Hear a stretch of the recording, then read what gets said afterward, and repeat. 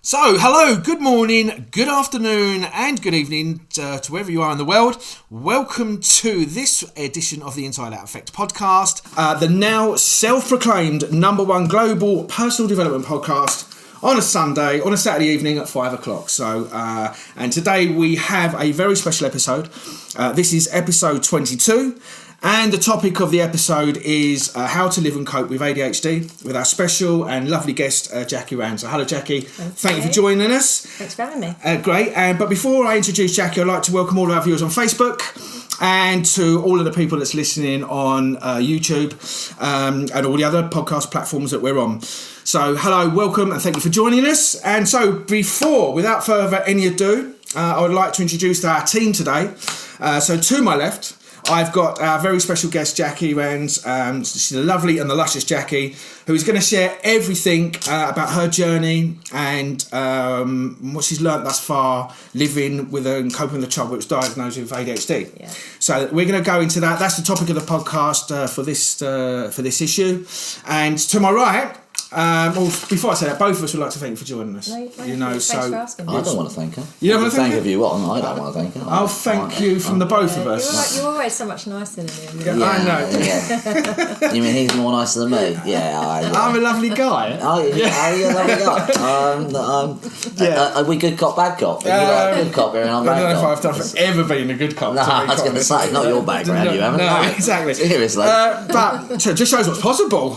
What, that you can be a good cop? You can be a good cop. I'll take from a bad cop to good cop. I prefer just bad cop, I've got to be honest. It's like Miami Vice. Yeah, right, okay, so anyway, carry on. So we'd both like to thank you for joining us and to come and share welcome. He'll thank you and I'll welcome you. Yeah. Brilliant. Coming to share your story today, and so all the viewers, I just want to say as well, is because obviously I've got Jacky here and Jonathan here and we're going to be talking. If you do have or raise any questions, we won't probably interact during the podcast, because we're going to get into the information. We really want you to get into the information. But if you do have any questions, then maybe if we can get them, I'll answer at the end of the session. What Steve's really saying is we're men and we can't multitask. Yeah.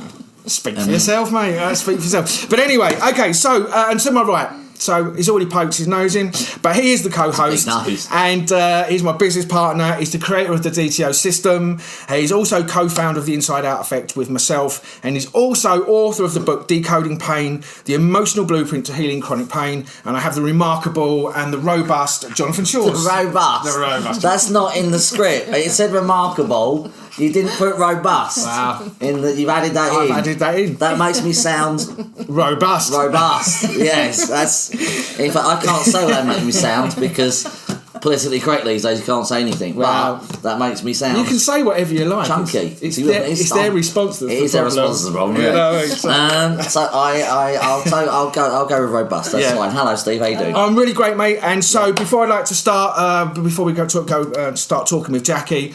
I would like to. So anyway, so we're going to start again.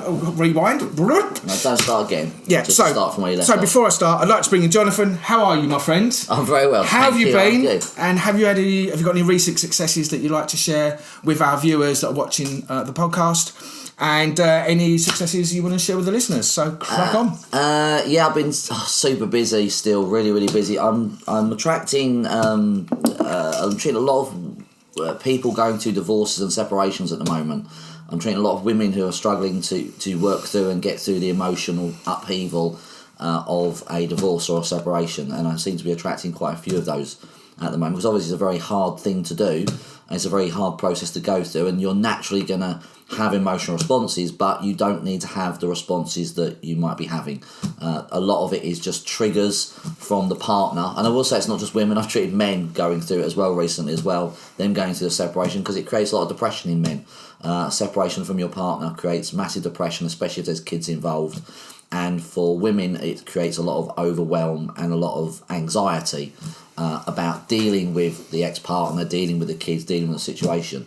And I've treated a few people recently and they've come through it much quicker, much easier than they would have done if they didn't have the triggers switched off or the emotional responses switched off. It doesn't mean it's not hard and it's not something you need to go through, but you can reduce that by switching off the triggers. And a lot of the people were struggling to move forwards. I remember last year there was a South African guy, and he was really struggling to move forwards with the situation because he had all this information in his head. He was trying to work out what to do and how to solve it in his head and the best way to do it and how to have the conversations. And all of that thought process in his head really stopped him from moving forwards and taking the right action. Yeah. So as soon as we switched all that off, the conversations just came up naturally. And he moved forwards, he was able to move out. And ironically, well, not ironically, because it's law of attraction, but the wife actually felt the same way and they eventually separated and it was okay. But so I'm treating a lot of that at the moment, so I've had quite a few successes with that. I think as well, I mean, just from my own experience, I stayed in a relationship far too long. Yes. I should have done, and actually done damage. Looking back, it didn't help my children in any way, shape or form. But I thought I was doing the right thing and the honourable thing, but I stayed there. And it actually worked out that it worked out to my detriment and probably to theirs. So, I think sometimes we do stay because, it's all around your beliefs, isn't it? It's all around your beliefs, exactly what you should do and how you should be. And I think we're starting to come out of that now a little bit more, and we're starting to become aware of we're no longer doing things or being with things that don't serve us anymore. And because it does stop growth, it does stop you living a happy life, and then all of a sudden your life can get really tainted as well, and you can end up sort of just existing rather than actually living and experiencing. Exactly. But anyway, so I just thought I'd just add that, mate. So. No, it's not something I've ever been through, a divorce or anything like that, or separation, so I've never told. I'm not an expert in relationships, believe me, but I do know how to. Well, I don't think anyone is these days, really, but I do know how to clear trauma and what triggers and what people are going through. So that's all I was doing. I don't give life advice or anything like that. I just switch off the triggers and the emotions the person's going through so they can cope much, much better with the situation that's unfolding and cope much better with the partner that might be causing problems or not causing problems, and cope with the way the kids are handling as well. And I've also been treating a kid who's been going through similar, and it was causing him different types of problems, and I've treated him and he's doing remarkably well and coming through it, with flying colours and coping really well. And the other thing I want to mention is I did treat a lady totally separate from separation. I had this amazing lady come and see me, and she came to me when we met. She had a list of things she wanted to deal with, and then when she came for a session, none of those things she wanted to deal with, something else came up, and it was intimacy with her partner. She wanted to be more intimate. She'd lost the intimacy. She couldn't stand him coming near her and kissing her for some reason, and she didn't want to be like that, but she didn't know why she was like that. Yeah. And she had a multitude of other symptoms. So we switched a lot of that off. So now they can cuddle and they can be intimate together and kiss, and they're absolutely fine now. But what that enabled them to do was talk more. So they started talking more. And one of the other problems that she had was she was getting sweats. She was sweating profusely at night. And literally in the morning she'd wake up, she'd be dripping wet. And she'd been doing this for years, and she was told it was a menstrual cycle or menopause or whatever it was, because that's what everyone gets told. Yeah. And from my point of view, I know there's a conflict attached to that. Not my expertise, but I knew what the conflict was, and I made a note of what it was. I didn't really discuss it with her at the time. I just made a note, and I just said to her, where are you feeling trapped in your life? She said, oh well, she said I've been thinking about moving, and we can't move. I've got the money, and blah blah blah. And it was a side note. I just left it. And after a few weeks of clearing the intimacy stuff, she had a conversation with her husband, just randomly, got together, and they had a conversation about moving. And they decided they didn't need to move anymore, and it wasn't a problem. And so the money wasn't an issue, they're not going to move. And so she relaxed. And she came to me about a week after, and she told me this story. And I said to her, so just out of interest, have you had the sweats? And she stopped and went, no, I haven't had them for 5 days. They just completely switched off. And I saw her 2 weeks, last week, 2 weeks gone, not since. All because she just felt trapped within that scenario. Yeah. And I didn't do any switching off because she's changed the environmental situation. But it was just really funny that she hadn't realised that they'd switched off because of that thing she was going through. So all of those things, any symptom that we have is not necessarily what we've been taught.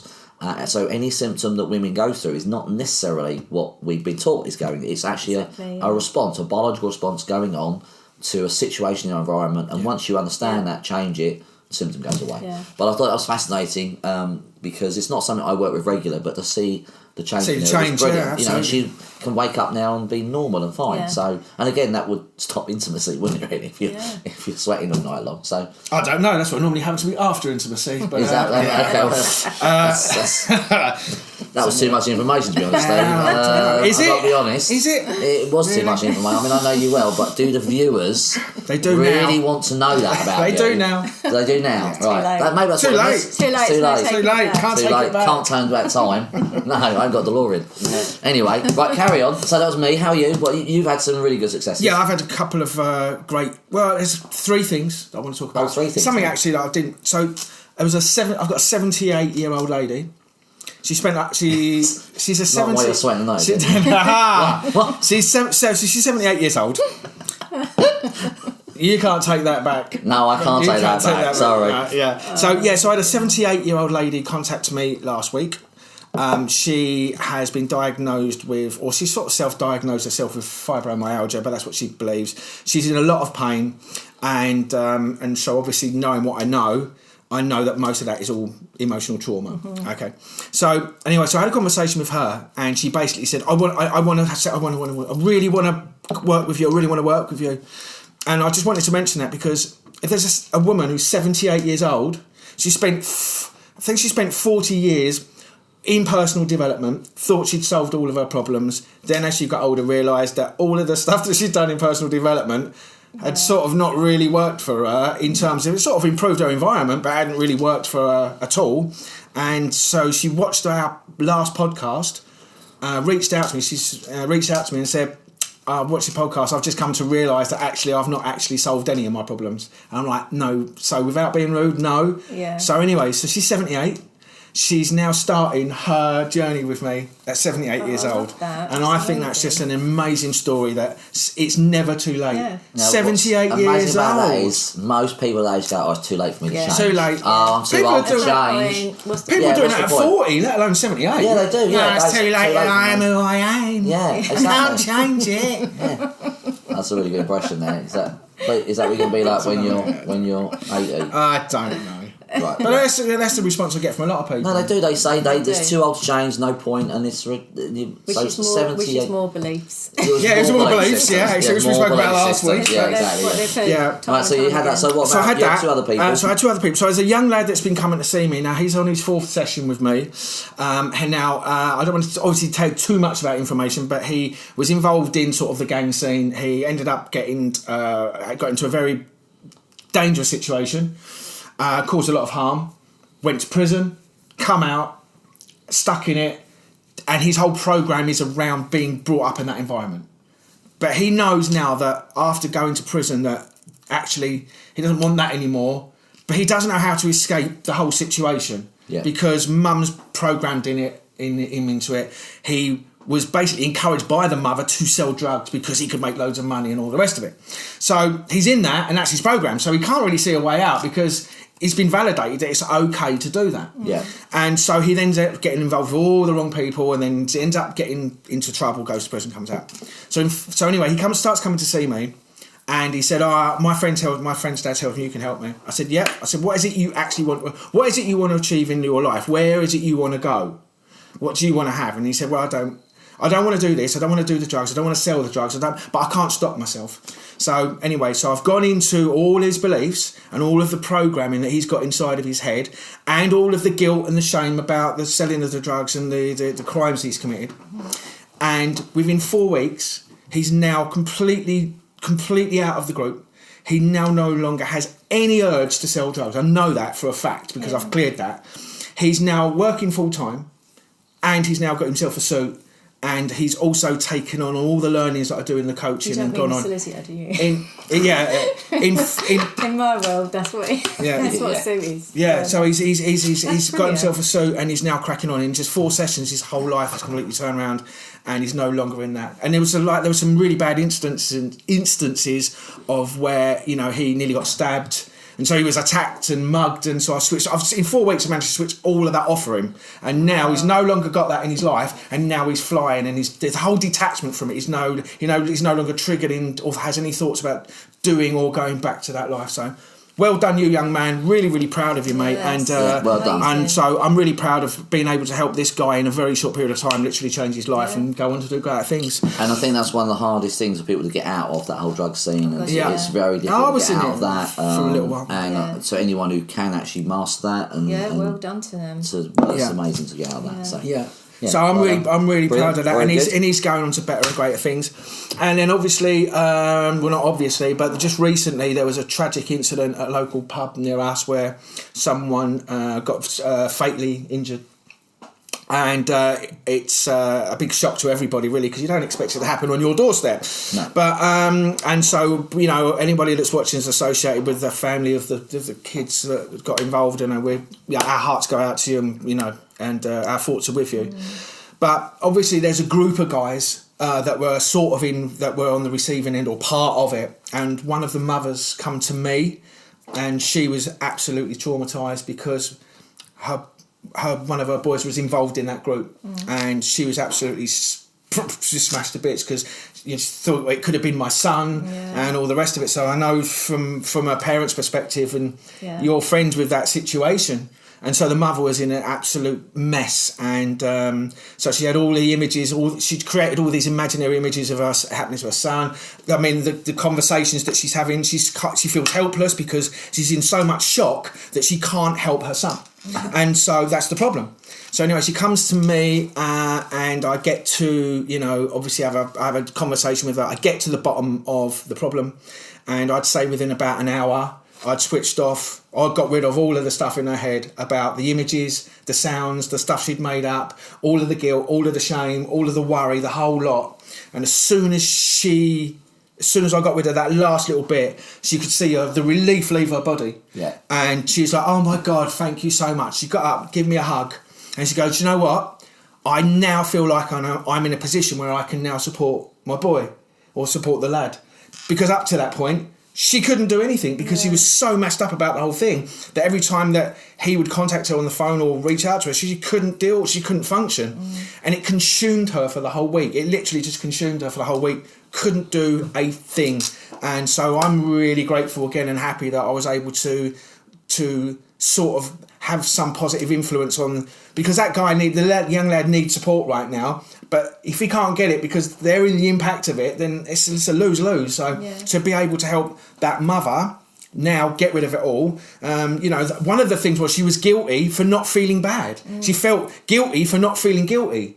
And I'm like, well, how's that helping you? Oh, I need to feel bad because it's terrible. And yeah, but that's now keeping you. So once I got rid of that guilt, she could then see that she didn't need to feel guilty or feel bad about what had actually happened, because it actually wasn't helping the situation, herself, or the outcome. Once I took that guilt off, she was then open to then getting rid of all the other responses. Now she's in a position of strength to help and support that child. So so that was a really good success for me. You know, that was amazing. But that's really important. A lot of people, they want to support their family members and they want to support their kids, but they're traumatised themselves. You can't support someone when you're traumatised. And I try and encourage people, always switch off the trauma, because then you can be there for other people, but you can't when you're traumatised. When you're going through shit yourself, you're not going to be there fully for other people. And if you try, you're just going to get re-triggered. And you're going to end up going away traumatised yourself. That's actually rife at the moment because of social media. And, you know, it's so easily accessible to find these pieces of news where a kid's been stabbed, or, you know, there's these rival gangs, and now people are terrified to let their kids out. Because something's going to happen to them, you know. So it goes around a lot. Yeah. And it's really sad from a perspective, a meta perspective. The gang thing, it's a territory issue. It's a massive territory issue for men, and that's all it is. It's just a territory issue, and men are reacting to something in their territory which means nothing in the grand scheme of things. And you know, they're reacting their masculine energy is coming out to a territorial issue as if their territory has been crossed. And they don't recognise. The thing is, it's not even their territory. It's not. It's not. It's no one's territory. And we do it all the time. Wars are started over territory. We don't actually own anything. So to fight over territory when we don't actually really own anything is kind of insane. A man's territorial issue is to protect his territory, but not own his territory. A man's territory is to protect maybe his partner. But not own his partner. A man's territory will protect his kids or his four walls, but not to own. And men have really mixed up this territory issue where it's we own it. No, we don't own it. Whatever it is, it's just to protect it. Yeah, but it doesn't always need protecting. It's also about image and ego as well, it's about that as well. And the problem is that it's fueled by social media, by hero stuff, TV, newspapers. It's glamorized in the films to be a gangster. I know the craze, don't I? Yeah. And they glamorize it. You've even got a geezer going, bet 365, bet responsibly. And he's in all the gangster films. I'm not. It's all about image and ego, and that ultimately is causing people to lose. Because actually, no one really cares about your image or ego. It's all internal with yourself. It's a self thing, people isn't don't it? care about their image and ego. They don't care about anyone else's. No, give anyone else's. Everyone's so busy worrying about their own image and ego. They don't care about your one. So what's the? But everyone thinks that people do, especially with the invention of. Because it's respect, bruv. Say social media. You get respect, bruv, that way. Do I? Yeah. Oh. Anyway, so have you got anything you want to add, Jackie, before we move on? And no, I just think it's amazing what you guys do. So yeah. And we didn't pay to say that. I've got to be honest. We probably have to now, and we weren't aware we'd have to, but we didn't pay. You got any change? Hang on, there's change on the side there. Oh yeah. You got change of 2p. What? Got a couple of quid. Oh, yeah. I wasn't going to pay that much. Right. So. Okay. What? Have you got anything else to add? Sorry, I was. No, I mean that's pretty much. I mean, I come from the East End, and my kids grew up in the East End, and it was really hard. It was like sort of teaching them, right and wrong, and stay away from gangs, but it's hard, and those kids have got nothing else. They. One of the reasons when I moved to Essex was because it was so open, so open. There's so much land everywhere. It was so open. And when you go to the East End, it's so closed in, and there's, everywhere there's a blade of grass, they're building something. Yeah. And they're taking everything away from the kids. They've got nowhere to hang around. They've got nowhere to go. They've got nothing of their own. So I think that's why they're claiming this piece of area. Yeah, this is our land, because everything's been taken away from them. They've got nothing. Yeah. So when I came here, it was like, wow, look at the kids. They've got so much space. I mean, you really see it now. If I go back to London now, I really see how claustrophobic it is, and these kids are just caged in. Yeah. And I think that's what the problem is. There's nothing for them. There's nothing for them to do, so they get bored. So then they get angry, they get mad, and that's a territory itself. They see just no being future. Stuck. There's no future. There's no jobs. No, that's right. So they're angry. They're angry all the time. Yeah. So I totally get a lot of it. Yeah. But it's just about how we deal with that. Yeah. No, a lot of it is in the mindset. How it's not people go on about teaching people to do this, and this. You've got to change the mindset first, otherwise it won't change. Don't care what you've got to change the mindset of adults, of kids, of government. You've got to change the mindset front end programming of the person who's going through it. So like when you've got kids who are in that situation, I can't imagine what it must be like to grow up in a crack house. I can't imagine a child being in that scenario and growing up with that and seeing everyone on drugs and, alcoholics, and, they don't go to school and they're not properly. I can't imagine that. But there is nowhere for that kid to go to get help. No, there's nothing. No, at school they're kind of shoved to one side. Nobody wants to know them at school. Well, this goes back to the young lad that I had earlier on, because he's brought up in that environment. Now, the great thing about it is that I sort of know. Well, I don't sort of know. I know his dad, and he's reached out to me and said, "Look, I'm going to trust in you. I'm sure you can do. I've been following you. You can do it." And honestly, 4 weeks, his whole life. I mean, his dad's on the phone. I can't believe how quickly I've been able to turn his life around. But it does come from that. Yeah, it is. It's from that background. But society, I think, is so quick to write these kids off. As trouble, and they're not worth it.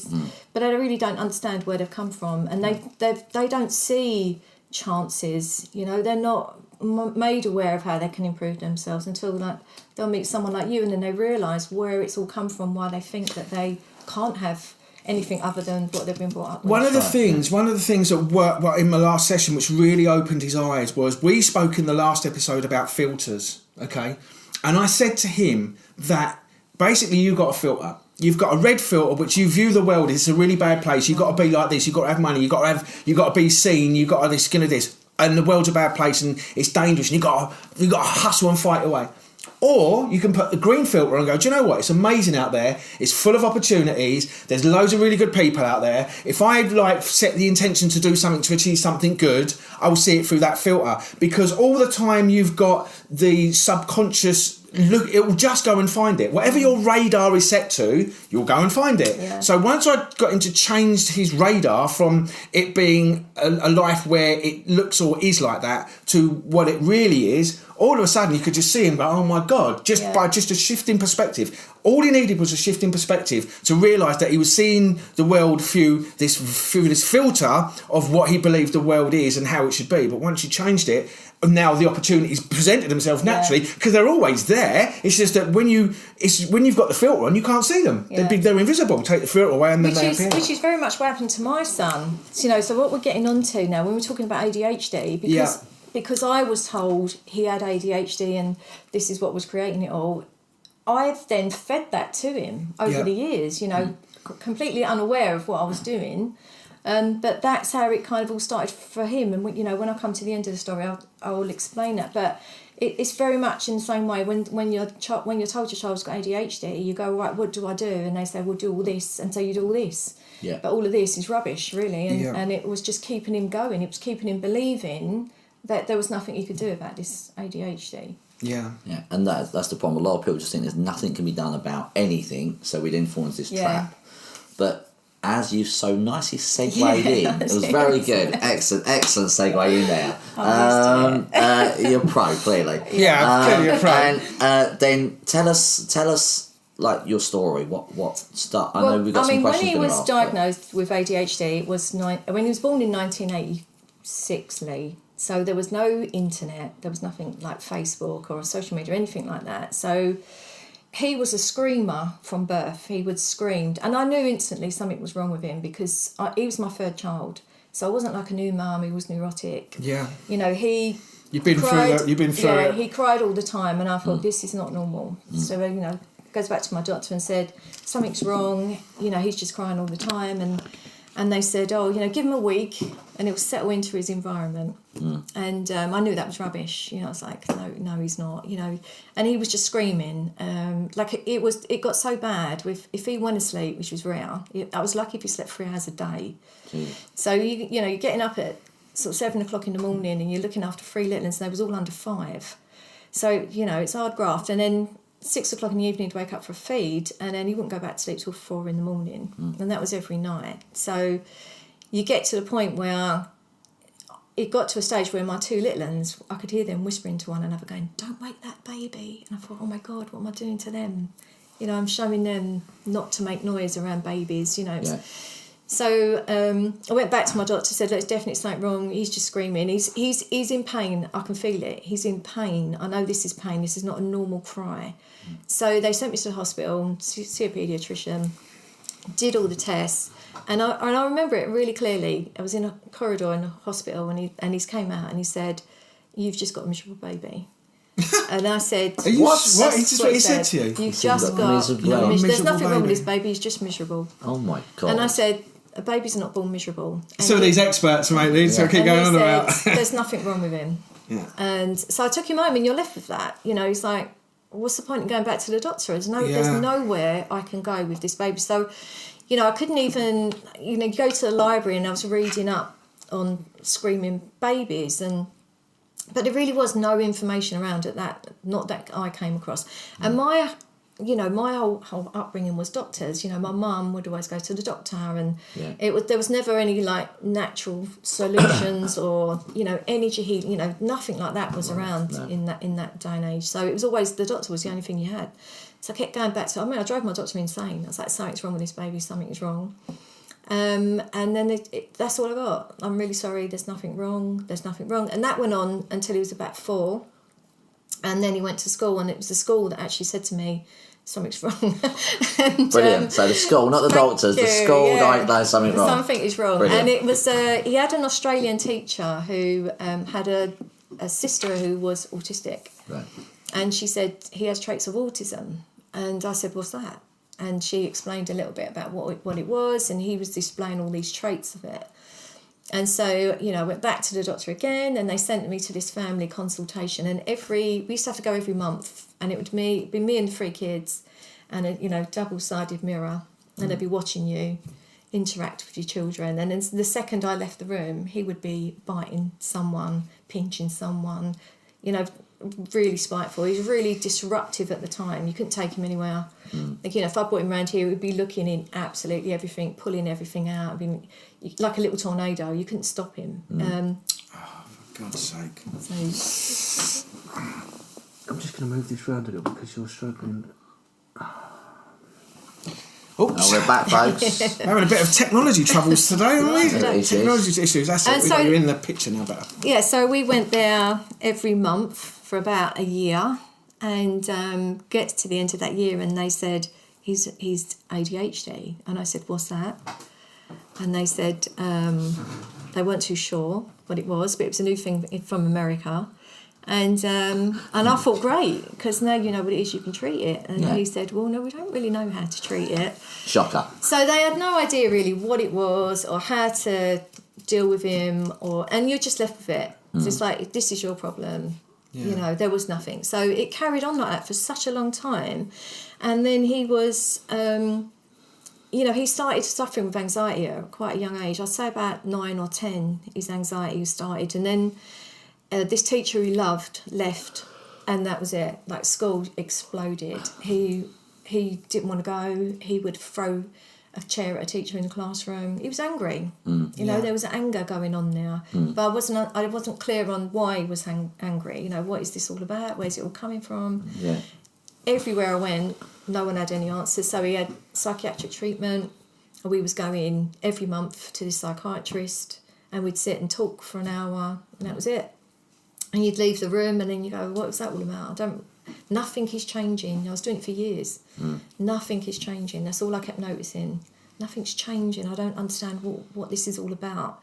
And so I kept searching, and then it got worse as he got older. So when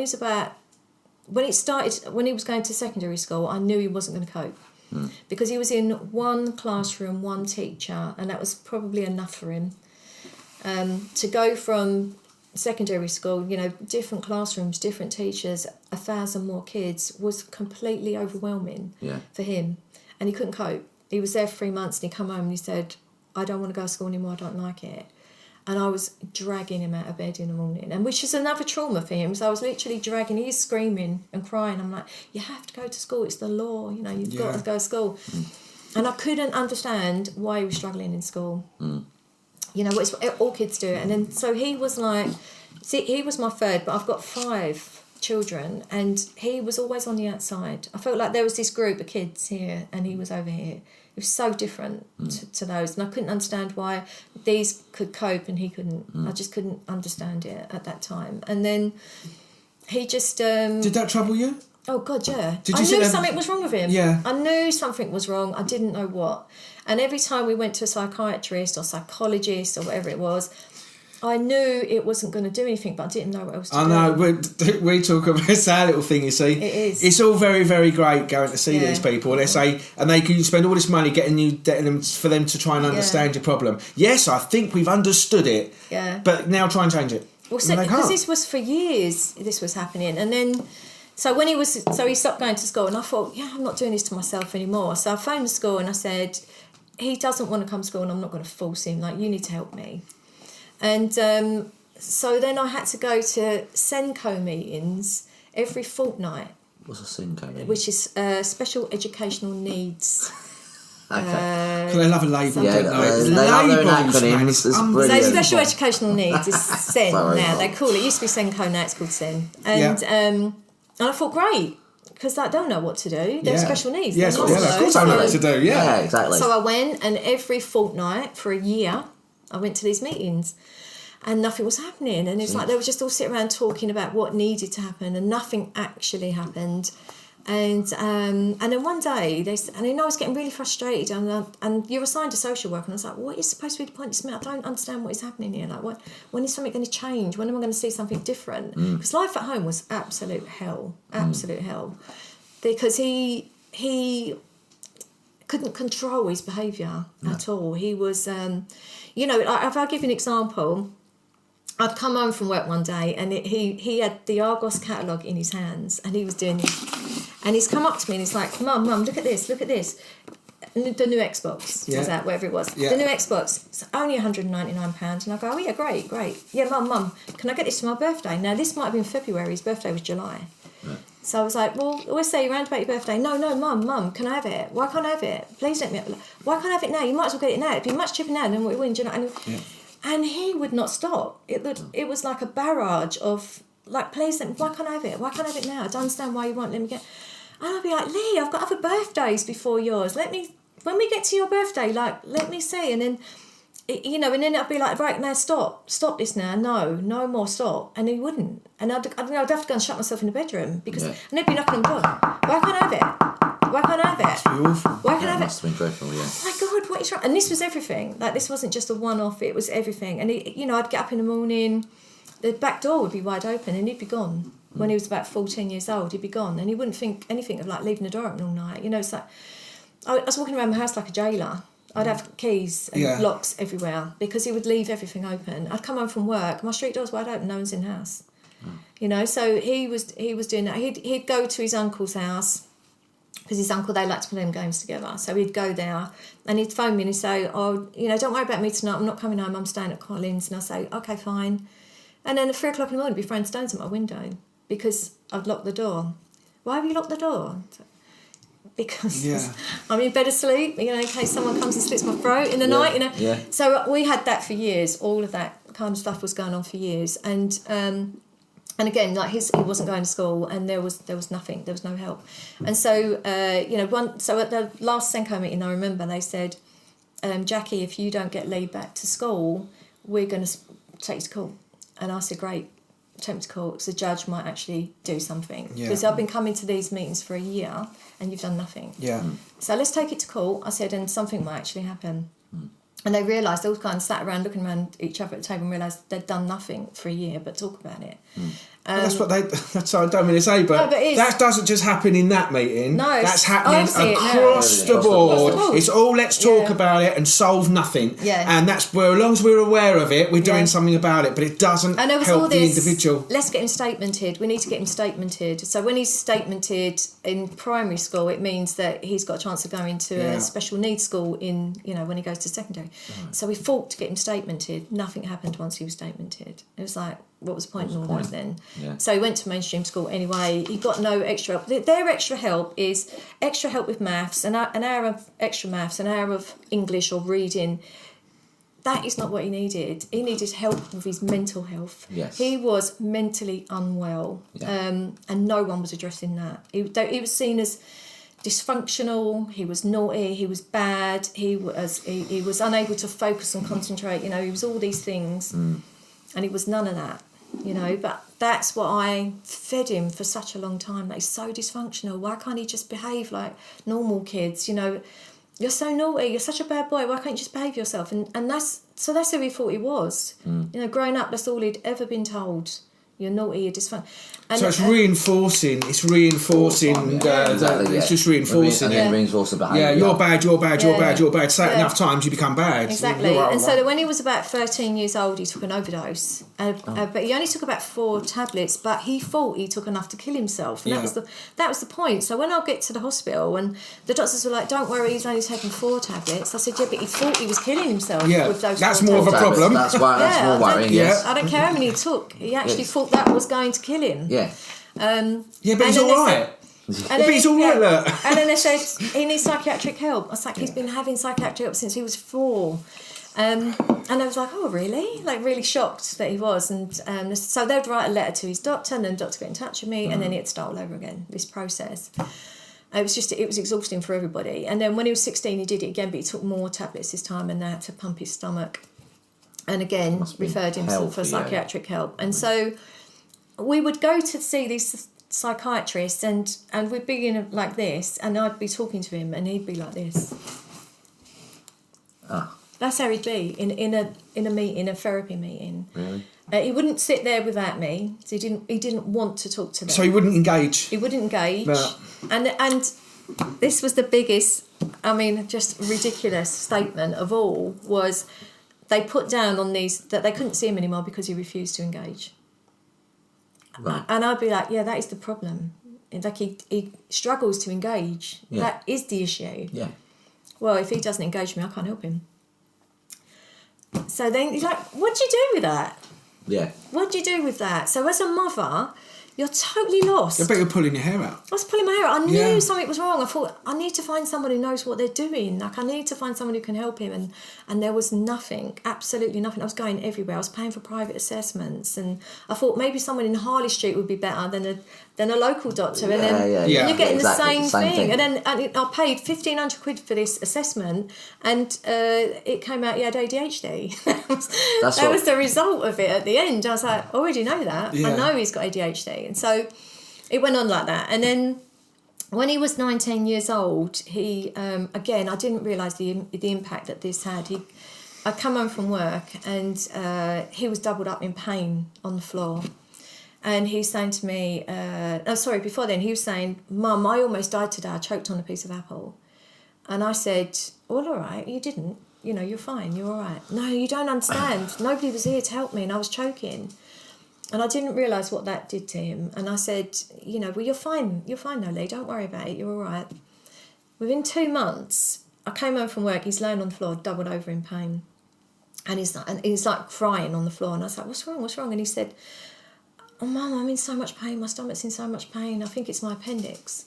So I've got him in my car, rushed him to Basildon Hospital, and they did a scan on his stomach, and it was his bowel was packed out where he'd stopped eating and was just having protein shakes because he was terrified of eating. Right. Because he was frightened of choking. Before he choked to death if he ate anything solid. Right. So what he was doing, I was coming home from work of a night and cooking him a dinner, and when I was leaving the room, he's in the bin and then just having protein shakes. Right. And so again, the doctor pulled me to one side and said, like, your son's got psychiatric problems. And I know he's been having psychiatric help since he was 4, and now he's like 19, and now he's got this eating disorder as well now. Right. And they said, well, we're going to refer you for psychiatric treatment. And that's all he kept getting, psychiatric treatment. And nothing was working. And he would go and nothing was happening. And then he would get so disheartened. He's like, Mum, what is the point? He's like, you don't understand. I've just got to live with this. This is how I am. And so, you know, he felt like I was forcing him to do all this therapy because you're desperate to help him. Because he just wanted to die. He didn't want to be here. Yeah. So, just quickly, at some point you must have lost faith in it all. Oh, God, yeah. Because, you know, these experts aren't really experts at all. They're not really actually. Well, and I think they're really good at just doing analysis and sticking labels on stuff and then coming back to the same conclusion that you was told at 4, at 7, at 12, all the rest of it. And so it didn't really benefit you, and it didn't really benefit Lee. No. And so therefore that must have then perpetuated more worry and looking for more things, and it must have taken its toll on you massively. Oh, it's consumed my life. Yeah. You know, like we were saying before about consuming your life. It was everything about my whole motherhood was about his ADHD. You know, once he was here, it was ADHD for the last 33 years. So what changed? Yeah. So when did it start to change? Not like it now. It's not like it now. There is hope, right? There is hope. There is hope. Okay, great. And I honestly wished God I knew all of this when he was 3 and 4 years old, because I would do it all so differently now. Yeah. So I was business networking, doing something completely different, and met a lady who was a homeopath, and I honestly never been exposed to any kind of like natural healing at all, and so I just thought it was rubbish, and I wouldn't listen when she'd do a minute and you go, oh yeah, she's a naturopath, and that was it. Yeah.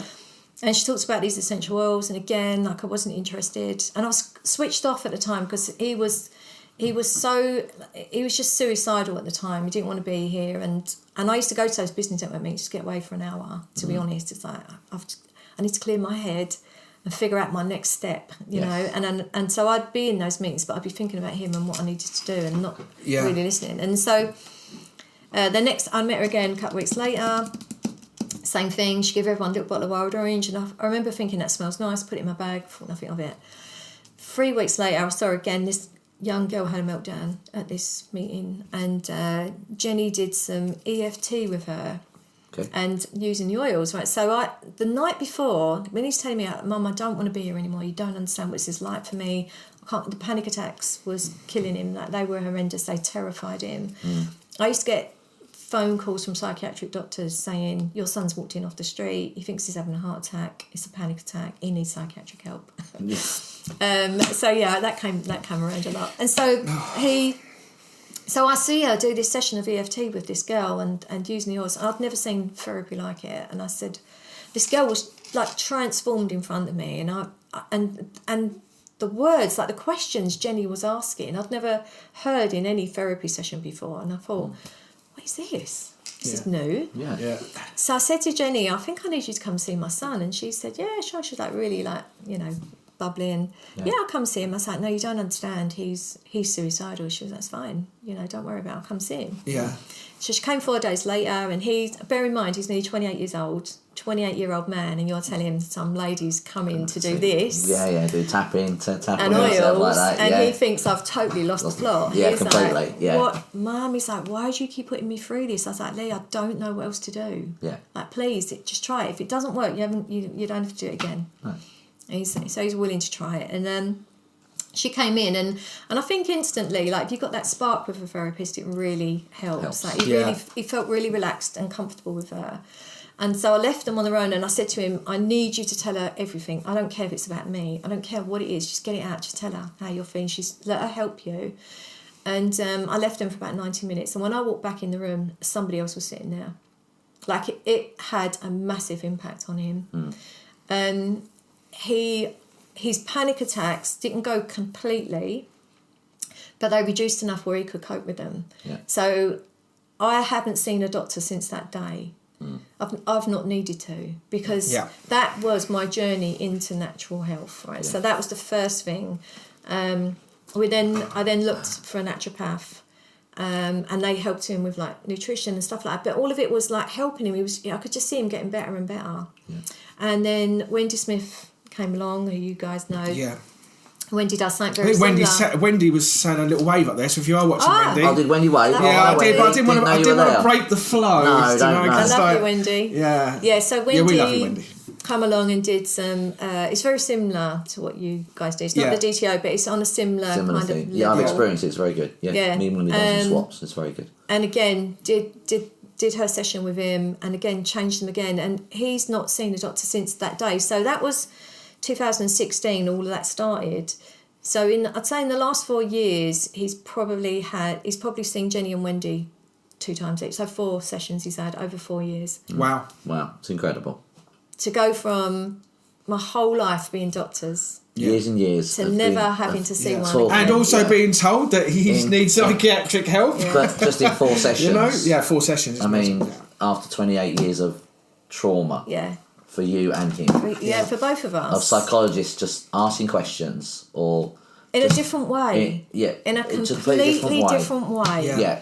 And drilling down to get to the root cause rather than cause and effect. Constantly reliving his trauma over and over again. Like, constantly making them run it in their head and talk about it. And so they tell me about his depression. Yeah, exactly. Yeah. Let's reinforce it. By the time he left, let's reinforce the depression. He literally just wanted to kill himself by the time he left, because he's talking about how depressed he feels. Yeah. Rather than how do you want to feel? Yeah. How do you want to feel? Yeah, exactly. Yeah. So there was a massive difference. Like instantly in the questioning with Jenny, I was like, where did those questions come from? I've never heard that. Yeah. And so I went on, I trained in EFT, and then meeting Wendy, and I trained in NLP, and language. For me was language. The key. Yes. So I was different. I realised, looking back now, a lot of my behaviour caused his behaviour. Yeah. And I wasn't recognising what we was all doing to him. And now it kills me sometimes to think about him being like 9-10 years old, and he had no safety area, no one understood him. So why can't you just behave yourself at home? School was the same. Do as you're told. Yeah. He had no friends. Like, he struggled to make friends because he just thought he was this bad person.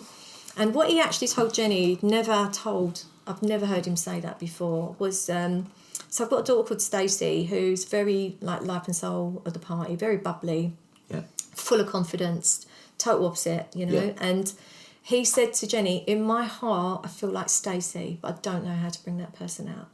Oh. That was like a knife in my chest. It's like, why didn't I see that? Yeah. I never saw that in him, you know. But the good thing on the upside of it was that it is in him. It is in him. It is in him, and it's just a case of being able to bring that out from a positive perspective. Yeah, and there's a total program in place now.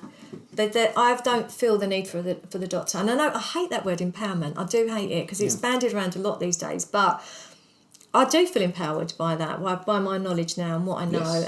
And the oils were brilliant. You know, they helped him. Just smelling an oil like that he loved just instantly would calm him. Yeah. And so that was a great tool for him to just have. And as I was saying, they're all tools. Having all these tools, he now manages his condition. I'll never get a phone call from him now saying, I can't breathe, I'm having a heart attack. Yeah. You know, he was convinced he had a heart problem and no one was listening to him. Yeah. And so he was always going into hospitals having ECGs, and all of it was his mind. Yeah, all in of his it. mind. All in his mind. Yeah, exactly. Yeah. So and when people say that to you, it's all in your mind. It's like you're saying you're imagining it, and that's not what you're imagining. No, it's not what it is. Yeah, or you're making it up, or you're mental in some way. And it's that's what not you what it is. actually absolutely believe of yourself. Yes. This is who I am. I'm this bad person. I'm never going to be where I don't know how to behave myself. It's your identity. It's your identity. Your identity. I'm always going to who be you are. Yeah. And you're running these beliefs, and often out of shock, like when he choked on the apple, that created a trauma and thoughts in his mind, and then it drove the behaviour. To have the shakes instead of food, and it made him ill. But it came from that trauma, not in his mind. So everything. That's why me and Steve are always saying everything is to do with this and this. Everything's in the mind. Not everything. Anything out there. And it's, you know, when he that happened to him, they put him on medication, and he had an antidepressant, and he took one. And about midnight, he's come like just knocking on the bedroom door. He's like, help me. And he's like banging his head. Help me, you've got to help me. And I've sort of like run into the hallway. I was like, what's wrong? He's like, Mum. And his eyes were like this. Like if I didn't know, I'd think he'd taken something. And I knew he'd had a reaction to the medication. I was like, get in the car. I rushed him to Basildon Hospital, and they instantly saw he'd had a reaction to the medication. And so they give him some diazepam just to calm him down. It's like, look, when he wakes up in the morning, he'll be fine, but don't give him any more. Take him back to your doctor. And we got home from the hospital, and he's holding my hand so tight, and he's begging me to watch him sleep and not let him die. Oh, bless. So I knew he didn't want to die. No, you know. right. So the whole times when he's saying, I don't want to be here anymore, I knew that he was desperate to just get out of the situation. It's not that he wanted to die, and he was. You know, he's like begging me, Mum, please watch me. If I fall asleep, watch me. Make sure I don't die. I don't stop breathing. I was like, Lee, you're not... God, I mean, he's a killer. Yeah, I can tell. I still admit, it's not even my son, and I'm feeling it. It really is. Yeah. It's like, and when he fell asleep, eventually fell asleep, I just absolutely sobbed my heart out. But I think more for the fact that how much longer is this going to go on? That I can't help him. Yeah. I can't help him. And I used to look at him and think that there's this trapped soul in this mind, and I don't know how to break through that mind and free you. That's how I felt. Yes, and it's a lot. You know, I felt really frustrated about all that. I just want to mention, because I know where you got to dash off. Yeah. We've got 8 minutes left until the hour's up. Yeah. So we just want to sort of wrap it up now and get to the final bit. So I think. So what advice would you actually give parents that are going through this journey right now? What is the advice that you could give anybody whose child is, or they're experiencing what you're going through or have been through? Yeah. Oh, definitely. I mean, I know when he was little now, and it's just through, like, we do wellbeing days now, and we have a lot of therapists come along and they do talks, and I absolutely believe that when Lee was screaming at birth, he was in pain. So, you know, somebody like yourself or a cranial sacral, like, who can manipulate and release the pain, I absolutely believe, because that was a trauma. You know, him being in that much pain as a baby and never being dealt with was a trauma. And so it's like all these traumas, and you think about, like, I always say to people, someone says to me, my babies are screaming, the first thing I say is, did you have a C-section? And they're generally, I did. Right. It's a trauma, like birth traumas, and I'd never heard of a birth trauma 33 years ago, and that, so it's, you know, so we start educating people about birth traumas, and I get them down the right path to the right therapist and dealing with it, as, you know, again, picking up all these tools along the way. ADHD, for me, is all about mental trauma. It's all about, and it can even come from before birth, you know, even in the womb. Yeah. You know, they're absorbing everything that's going on around them. And I know that sounds a bit crazy, but I absolutely believe it. And the thing is, the medical world has no answers for ADHD. They have no answers. No. So why do you keep going down that road? And I felt 27 years of his life going down that road and coming up a brick wall every single time. That goes to my thing, change or nothing will change. I say it all the time. Exactly. If you keep on doing something and it's not working, stop doing it. Yeah. Stop doing it. And we talk about this all the time. And the thing is, I know a lot of the work that Wendy does is around working with the parents and their mindset. And when you change around your children, their behaviour will change. Yeah. And that will happen. That also happens in a social environment as well, because we naturally, subconsciously copy and absorb other people's behaviour. So it happens at every level, really, going from that, even at a social level. Yeah. You can even see it in the workplace. When people can change in the workplace, it has an effect on them as well. Absolutely. And now, when I meet a lot of parents who've got children with ADHD, they start telling me their stories, and I can pick up all along the way what is going on, what has caused it, what created that particular piece of drama.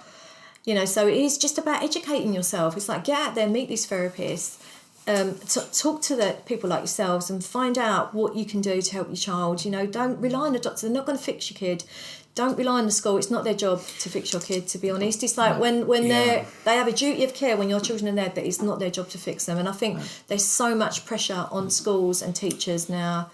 Would you say... Well, they're to educate, not fix. Yeah. That's their job, is education, not fixing. Would you say the problem, though, exists in the fact that what's happening is, like yourself, you're going to a situation where you're going to an expert. The expert then tells you, well, there's this and this, and there's nothing you can do. Yeah. It then probably prevents many people that are experiencing it ever taking further action, because they have a belief now that, well, it is what it is, it's finite, and there's nothing we can do about it, and it stops them going to they have these educational care plans now. So that the parent will say to me, no, it's fine, I've got an educational care plan in place now. I go, great, I'll see you in 6 months. Yeah. And I do. I see them in 6 months, and they're pulling their hair out, and they're saying...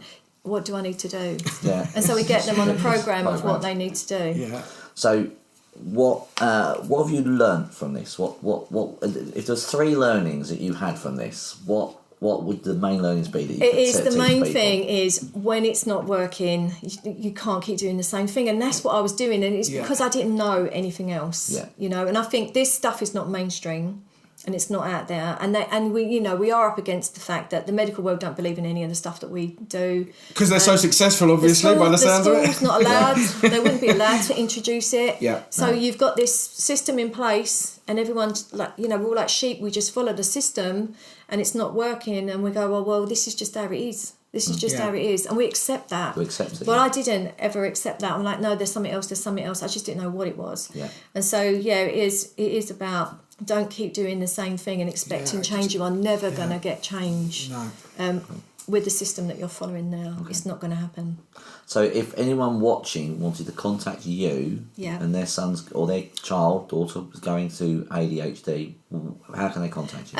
So I've got a website called Essential Beings, essentialbeings.co.uk. You can contact me through there. You can contact me on Facebook. Again, I've got a page called Essential Beings. And I educate people about a lot of different things. Therapists like yourself, like Wendy. We've got naturopaths and nutritionists, and they'll come along and they do all these little talks. So I put that all on the page, like little things that I think helped him build up his health, build up his confidence, and changed his life. Yeah. And so I talk about it all the time on those pages, and then you can come along and join and just learn about the oils. Again, it was just a simple tool. They helped him sleep, and that gave me sleep. Because when you're not sleeping, when you've got a young child who's ADHD and is not sleeping, the stress levels are extortionate. Yeah, you need your sleep. Like everybody, you need sleep. That's why they torture you in a prison of war. Sleep deprivation. Yeah. And when you're getting like 2 or 3 hours a night, and then you've got to get up and go to work or look after smaller children, it is soul destroying. It really is, because you think.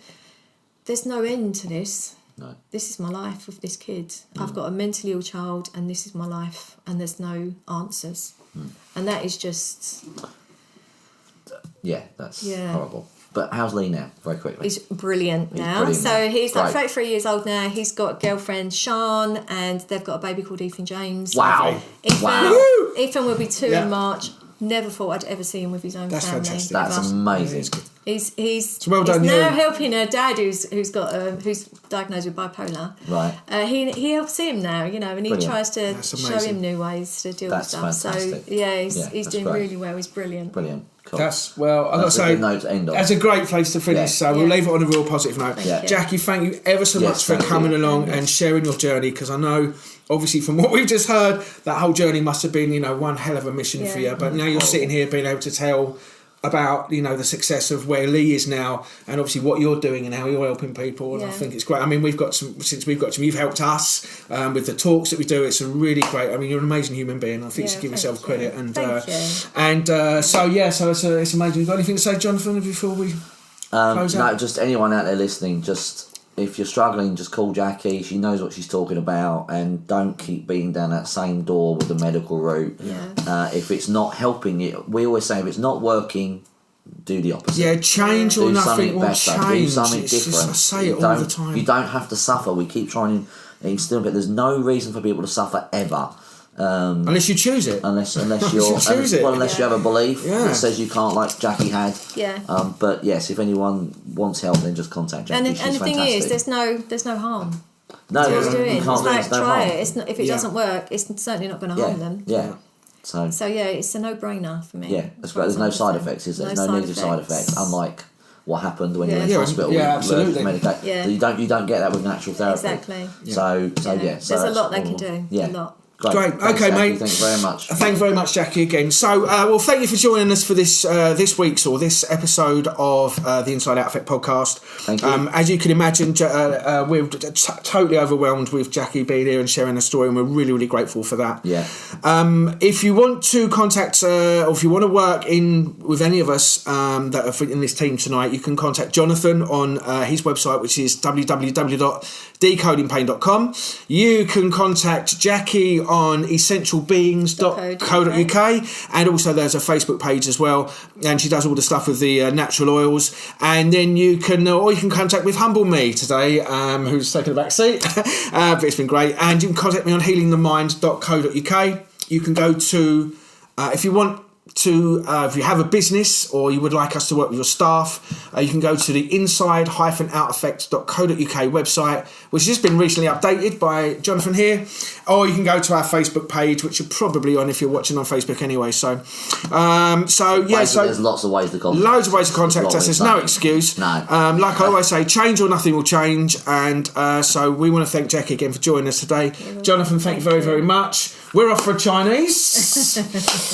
I'm starving. I'd Yeah, rather I'm have the looking for food. Chinese. I'm not sure I'd want to have the person, but okay, I think that's illegal these days, Yeah, isn't it? it is. These days? Yeah, Okay, it good. is. So we're gonna break it now. Thanks for joining us. Thanks for listening, and we will see you on the next episode of the Inside Out Effect podcast. So from Jackie Goodbye. and from Jonathan Good night. and from me, good night. Good night.